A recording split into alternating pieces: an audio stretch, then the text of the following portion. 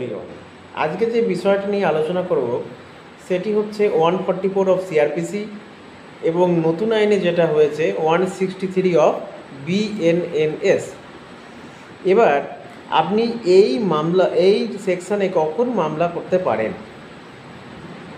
ধরুন আপনার প্রতিবেশী আপনার জায়গায় জোর করে পাঁচিল দেওয়ার চেষ্টা করছে, অথবা আপনার যে ড্রেনেজ সিস্টেমটা আছে সেটি ব্লক করে দিয়েছে, অথবা আপনাকে অকথ্য ভাষায় গালিগালাজ করছে, অথবা আপনার যে পানীয় জলের যে সরবরাহটা আছে, পানীয় জল যেখান থেকে পান আপনি, সেটি বন্ধ করে দিয়েছে, নিতে দিচ্ছেন আপনাকে।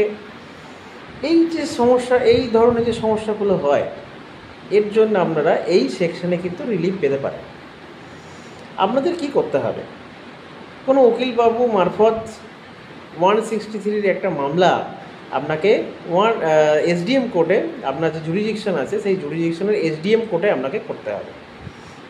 এবং একটা হিয়ারিং হওয়ার পরই কি হবে, আপনার একটা অর্ডার হয় এবং সেই অর্ডারে মেনশন থাকবে, আপনি যদি কোর্টকে স্যাটিসফাই করতে পারেন যে সেই জায়গায় 163 ধারা সেটা জারি হয়ে যাবে। ফার্দার আপনার এই প্রবলেমগুলো হবে না এবং আপনি রিলিফ পাবেন। Thank you.